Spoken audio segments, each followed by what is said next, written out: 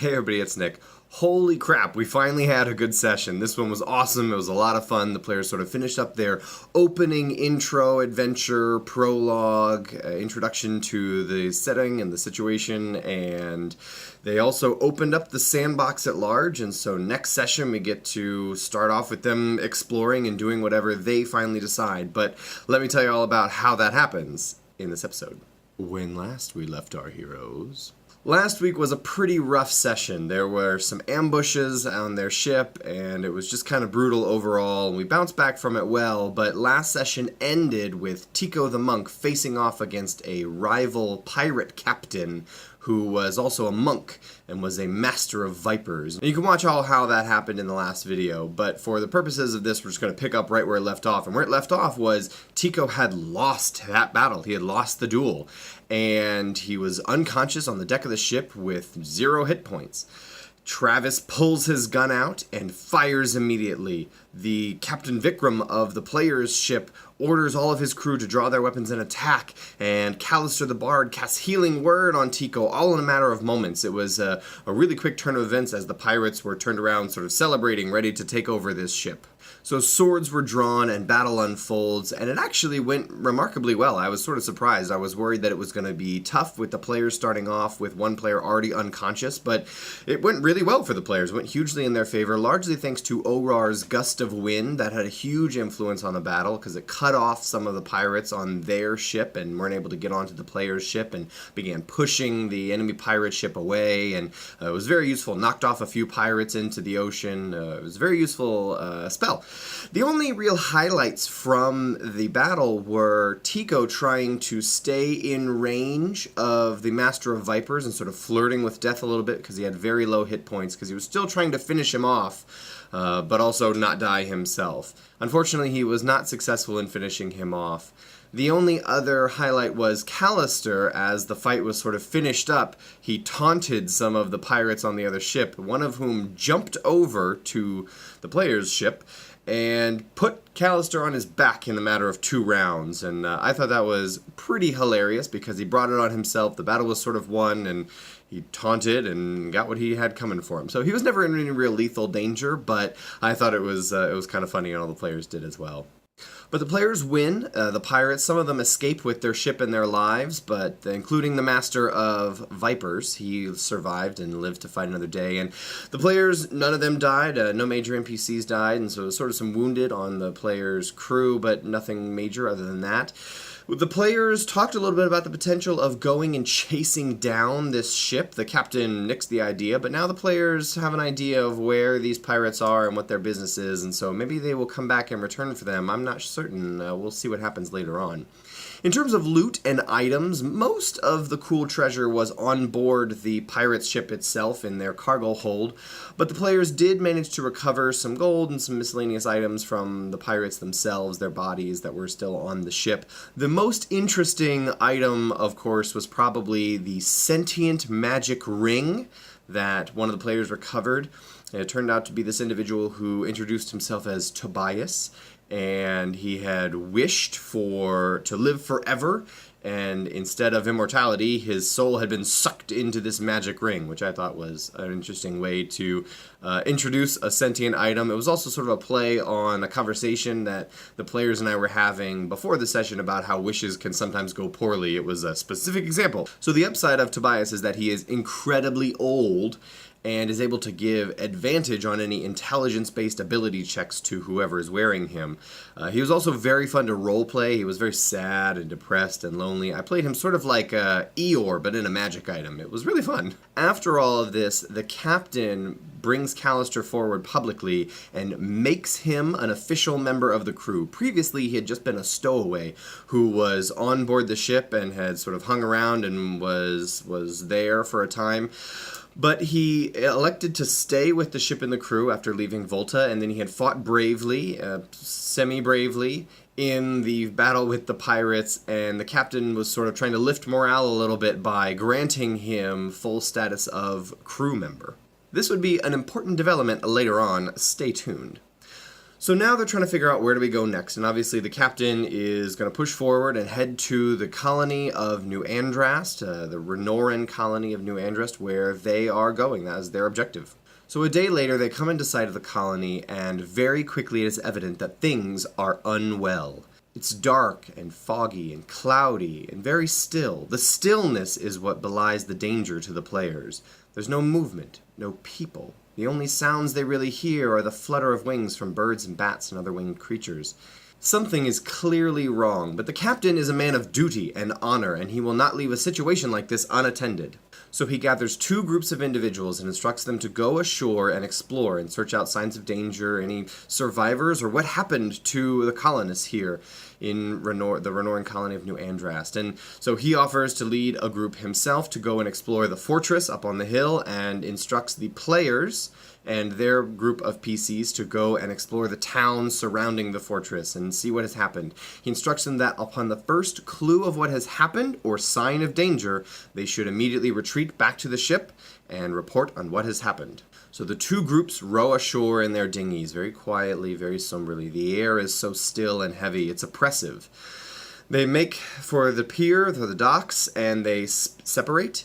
The players going towards town, and the captain and his group going towards the fortress.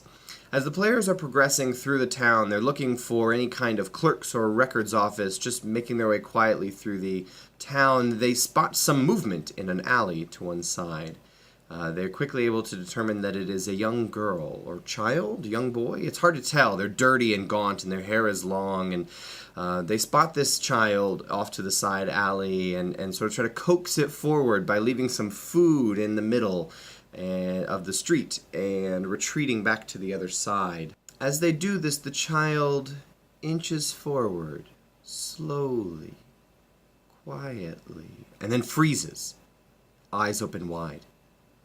And they let out a scream and run back down the alley. At this moment, zombies, a horde of zombies, pour out of the buildings and alleys behind the players and attack them. This is initiative. The zombies seem to be led by a gaunt, pale-skinned individual who seems to be much more in control of their own mind than the zombies are. This individual wields a black, fearsome greatsword. There are a bunch of zombies here, like 10 zombies, and this individual, and the players engage them in combat and begin quickly to discuss the option of retreat. Or, to put a more positive spin on it, advancing in a different direction.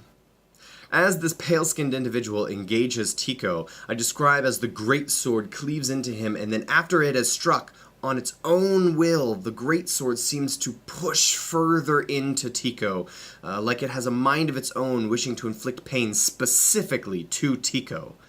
Afterwards, this individual flashes forward and quickly bites Tico on the shoulder, drains some of the blood out of him, and restores some of this individual's vitality. In the process, it permanently reduces Tico's maximum hit points. After this particularly gruesome description of an attack, Tico pauses and declares, "I'm all for running."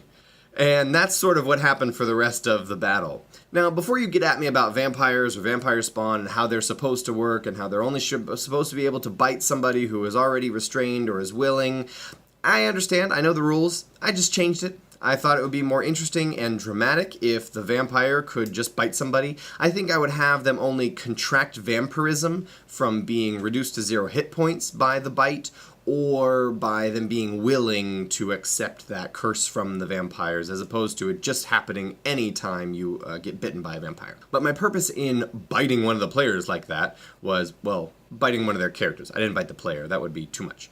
But the purpose of biting a character like that was to scare the players and their characters, was to communicate what they were fighting, and was to be dramatic. And it was all of those things.